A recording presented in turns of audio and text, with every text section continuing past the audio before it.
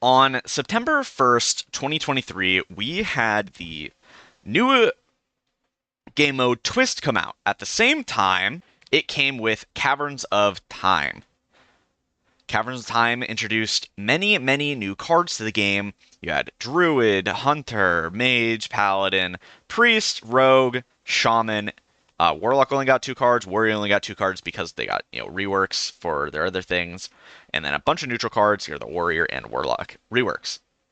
So I want to go through and really talk about a few of the key players of Caverns of Time as they have been in Wild. Starting with Druid had no playable cards except for Aviana. Aviana has been incredibly powerful since she has come back to 9 mana. Originally, she was nerfed to 10 mana due to Starliner Druid. It made it so you couldn't tutor her with Juicy Psych Melon anymore because of Coon being your other 10 mana minion.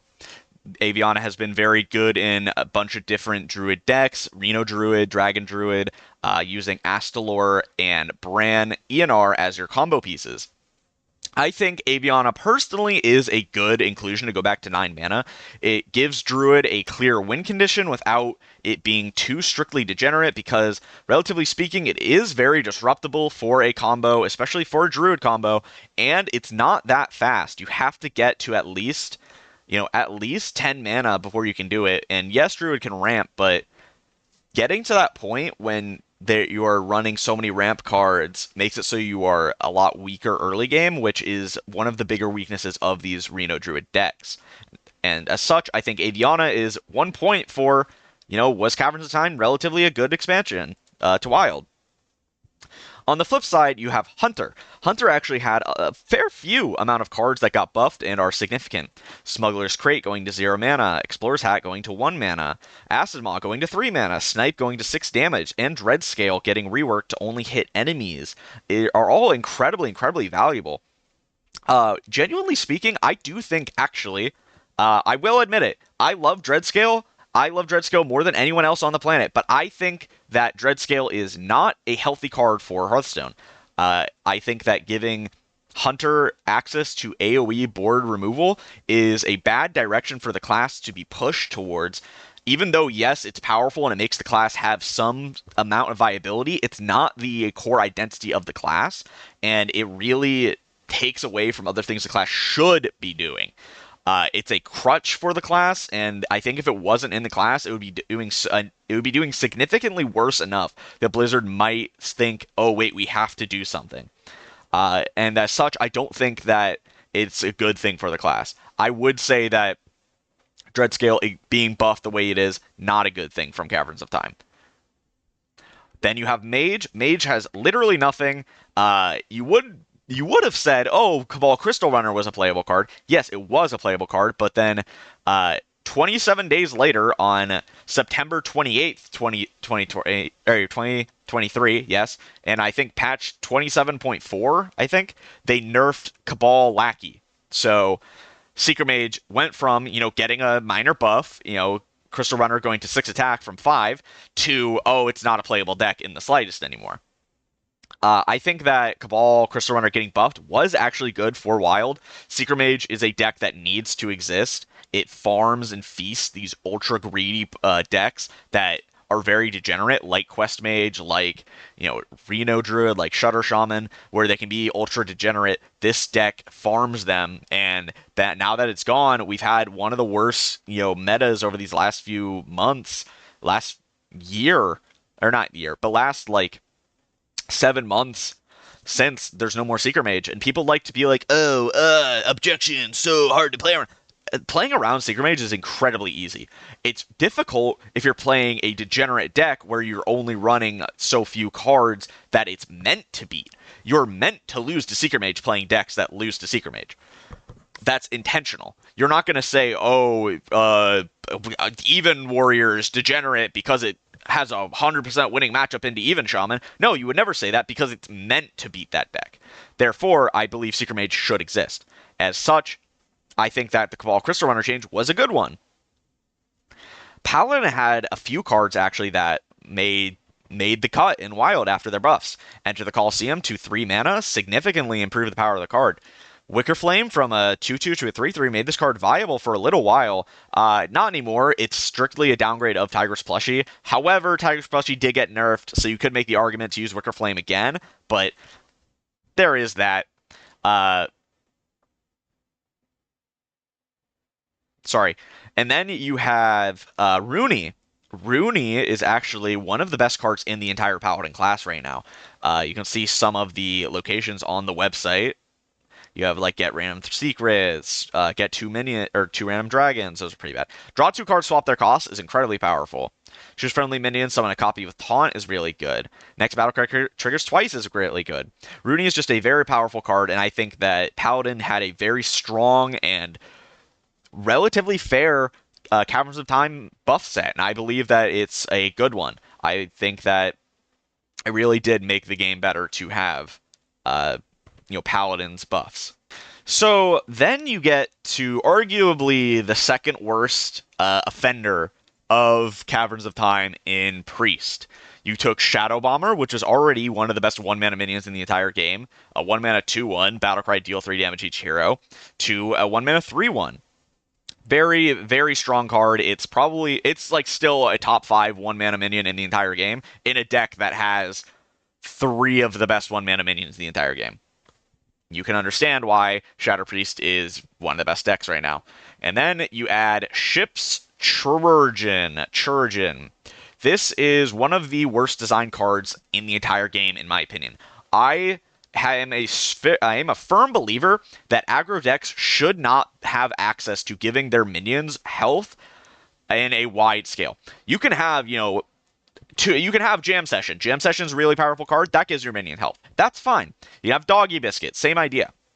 But when you have a minion or a spell, in the case of Totemic Might, that gives your entire board health, it's very toxic to the game. Aggro decks are supposed to lose to removal. That's just what they're supposed to do. But you've gotten to the point in Wild where removal is so absurdly strong if you actually run it. Spoiler alert, most people don't, and that's why they lose to these decks, because they're stupid. That you have to run Chirurgeon and you have to run Totemic Might to even compete against the removal.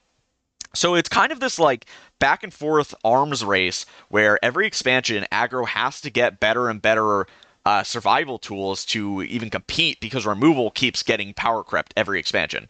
And I think that's terrible design to, do that, because that makes you have to print a card like Ship's Chirurgeon, where it takes you from a deck that can, lose the game on turn 3 or so if your opponent gets, 2 good removal spells and is able to heal, to wait, suddenly my board can't be removed anymore, and then I can actually kill my opponent on turn 3, which is the case of Shadow Priest. That's the main reason why I think Chirurgeon is a terribly designed card. And then another card I think is terribly designed is Spawn of Shadows. Spawn of Shadows saw a lot of play in older Reno Priest lists. It might not be seeing play in current Reno Priest lists, to be honest, because of Raza. However, at the time this card came out, or was buffed, this is such a disgustingly scary effect that it can make Reno Priest into this kind of solitaire, like anti-fun deck to play against. If we ever get into a slower meta, Spawn of Shadows definitely comes back for Reno Priest, and Reno Priest might take over. When you have a card that gives you this much damage, this is like, you have 0 mana hero powers, this card's going to deal 20, 30 damage genuinely to your opponent, and like, what the fuck do you do? It's not healthy for a card like this to exist. It also got buffed. It was a 5/4 as well. So, I mean, that doesn't affect it, to be honest, but a card like this just shouldn't exist. It was already very toxic beforehand and had been toxic over the years, so giving it a buff to make it a little more relevant, not a good decision for the game. Rogue actually got literally nothing playable. You had the Scarab Lord, which obviously doesn't show up on this, so let's go over here. Where is it? Yeah, you had the Scarab Lord, which is 4 mana, 3/3, Battlecry summoning 0/2 Gong for your opponent, combo gain Rush, and Jade Telegram for Jade. It wasn't amazing. Jade was playable in Wild, but it was still like tier 4. But the Scarab Lord was fair in Wild with the 0/2 Gong. It actually just was a fair card. However, because of Twist itself, it got nerfed to a 0/2, and then it never got reverted. Don't ask me why. Twist as a game mode has been way power crept to the point that Scarab Lord wouldn't see play as a 0/2 anyway. I just don't understand why it's stayed like that. Other than that, Rogue didn't really have any great cards come from this. Yes, you had Jade Swarmer, Jade Shuriken, but like I said, Jade Rogue was like a tier 4, tier 5 deck at the time in Wild. And I think that, if Scarab Lord was reverted, I think that Rogue would have had a very fair set for Wild. Yes, the cards are bad, but you would rather have cards that are bad than cards that are unfair and bad, design decisions.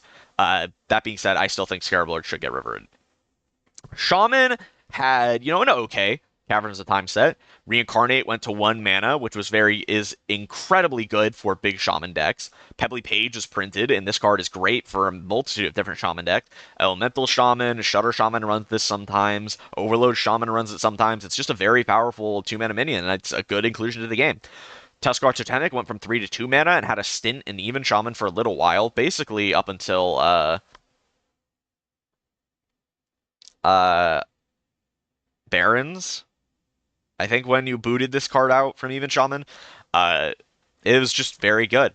And then you had Totally Totems, which is 4 mana summon 5 totems. Obviously, if you played the Stone right before, they would be, two twos, all, or I guess, and a 3/1.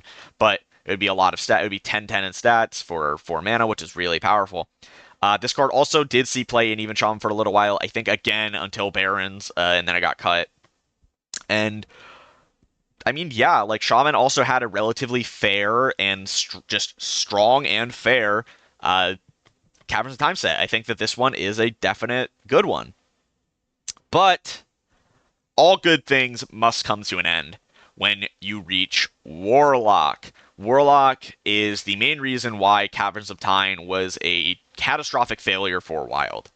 Yes, you have interesting cards like Dark Bomb that got buffed to now be an equivalent new Dark Bomb. We always talked about in the past how every class has their Dark Bomb, and, Warlock always had Dark Bomb, but it never had a secondary effect. Now it has, if it dies, draw a Shadow Spell, which is incredibly powerful. It's very useful in a lot of decks. I think this is a good design card, don't get me wrong. I think that Witch of the Archthief is a well-designed card. 4 mana, 2/4, Battlecry, summon a Voidwalker with Taunt for if your opponent has more minions, repeat it. It's a, what is it? Oh gosh. Swarm Plague, Swarm, what? Spreading Plague. Oh my gosh, why couldn't I remember the name of the card? It's a Spreading Plague for Warlock, and it's actually, relatively fair. They're 1/3s instead of 1/5s, but it's 4 mana. This minion takes up a board spot, so you don't get as many taunts. I think it's a fair minion. It didn't really see much play. However, I think this card is genuinely well designed.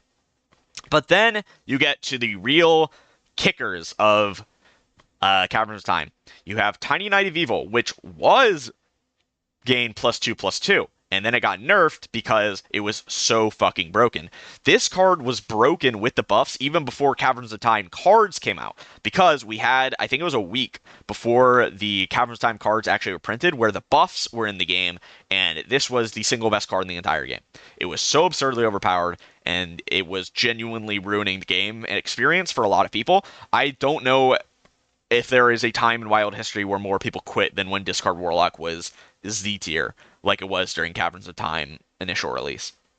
Chamber of Vicidius is the single most powerful card ever printed in Hearthstone. Let's scroll down to its initial pre-nerf state. 2 mana, 3 durability. Look at 3 cards in your hand and choose one to discard. Draw 2 cards. Now it's 3 mana with 2 durability. And this is still a very powerful card, but it's a lot more fair this way. I have not heard anyone complain about it.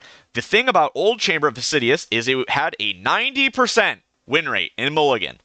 I'm not joking. That is a real thing. You can look back on Twitter. You can look back in multiple Discords to where people were complaining about this card. It had a 90% win rate in Mulligan in Wild. That is the strongest card ever printed. It is so absurdly overpowered, and it is easily the worst design card ever because of that. There's just no thought process that was put into this card by Blizzard.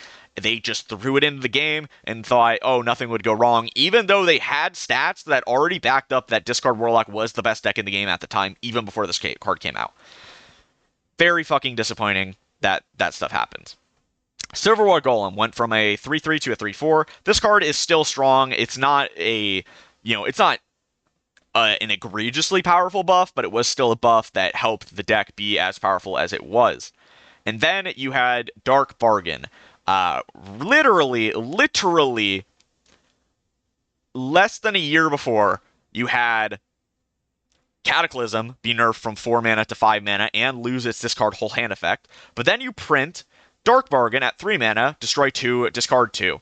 And it was absurdly fucking overpowered as well.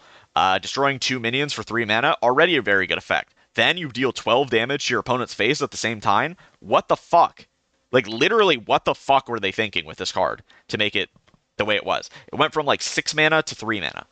Uh, Warlock is the number one reason why Caverns of Time is a bad set. It is a bad update for the State of Wild, and we're still suffering the ramifications of it today. Warrior didn't actually get any real playable cards for Wild. Yes, some people might say Hobart is, kind of decent in certain pickaxe warrior decks, taunt warrior decks, but that's a little bit coping even more than I would like to. It genuinely Warrior was very strong in Twist itself, and these are very strong Twist power level cards, but for Wild, none of them really saw any play whatsoever. Then you get to neutral, where you had cards like Small Time Buccaneer saw play in Pirate Rogue for a little while. Acolyte of Pain saw and sees play in like different forms of Enrage Warrior or Skipper Warrior. Street Trickster is now the best spell damage minion in the entire game. If you ever see a spell damage minion being played, it's going to be Street Trickster. It went from 1 spell damage to 2, and it has a great body. It's very cheap. It's a demon. It's a great card. Timeline Accelerator is a very powerful card as well. It sees play in a lot of different mech decks. It sees play in decks where you want to tutor a mech specifically. It's very strong. And then you have the PS de Resistance of the neutral set. Future Emissary. This card is really fucking good. Initially, this card wasn't that great, but now you have Zarimi in the game, and this card is now so utterly significantly better that it makes up for the fact that, well, it was kind of pretty bad on release. Dragons didn't really care that much about being discounted, especially when you had to pay a 4-mana tax to get there. But now that you have Zarimi, and then you can just discount all your 1-mana minions to cost 0, and then play them with your Zarimi for a big, board swing or inner fire or anything like that. Now Future Emissary is a very strong card. Overall, I think that Twist and Caverns of Time added a lot of interesting buffs. Most of them are pretty terrible and useless buffs, but I think the fact that you have, the really degenerate priest cards and the really degenerate warlock cards that still affect the game and affected the game for months. We went for over a month of this awful discard warlock meta. I think that it is fair to say that Caverns of Time was a bad update for Wild. It changed the game unrepairably and has done irreparable damage to the format. I think that, we're still suffering from. I'm not a big fan of what has happened because of it, and it's definitely not made the game better for most players. Like I said before, I think I had never heard about people quitting the game as much as they were during Discard Warlock meta. That alone should tell you that Caverns of Time was a bad expansion. All right. If you enjoyed, tell me in the comments below. Did I miss anything? Did I speak on anything that you really are upset about? I'd love to hear it. Like, comment, subscribe. I'll see you guys next time. Peace.